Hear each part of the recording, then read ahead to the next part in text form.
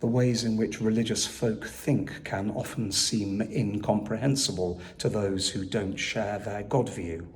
Discuss. This Sunday's Gospel has a wonderful example for us. Jesus is teaching in a synagogue on the Sabbath when he sees a woman who's crippled with what sounds very much like osteoporosis. He calls her over, heals her, and releases her from an illness that has bound her for 18 years. When the leader of the synagogue sees this, he's indignant. There are 6 days on which work ought to be done. Come and be healed on those days, not on the Sabbath. To our 21st century ears, this sounds ridiculous. To be healed from something so distressing and acute is surely more than justification for Sabbath breaking, or so we think. But it might not have been so ridiculous to Jesus' contemporaries. For them, there was nothing more holy than the Sabbath. It was sacred, and although they might have grumbled at the officiousness of the synagogue leader, they surely would not have argued with his logic. Which makes Jesus' criticism of him all the more extraordinary, given the religious ethos of his time. Jesus highlights the other ways in which work is done on the Sabbath. For example, oxen and donkeys are led to water on the Sabbath.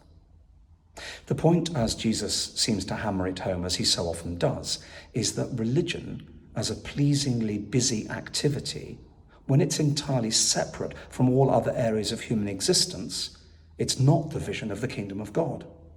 Jesus will never fail to make the connection between what we hear read in worship and how we then fail to follow it up in our lives, or how our worship is intended to lead to lives transparent to the promptings of the kingdom, which Jesus has come to point out to us. It's already at work everywhere, not just in the synagogue, which gives his criticism a rather more uncomfortable contemporary relevance for us. To see our own religious observance as a pleasingly comforting, purely personal, only on Sundays activity, and to fail to see how the Spirit longs to be at work in every other aspect of our lives, transforming us, using us as agents of change, well, that feels like a trap not dissimilar into that into which the leader of the synagogue has fallen. To fail to understand that what we do at the altar, Sunday by Sunday, is meant to be a sign of the radical inclusion of the kingdom, an ultimately political enactment of a sacrifice for our own liberation from all that cripples us, oppresses us, burdens us, prevents us from being all that God intends us to be.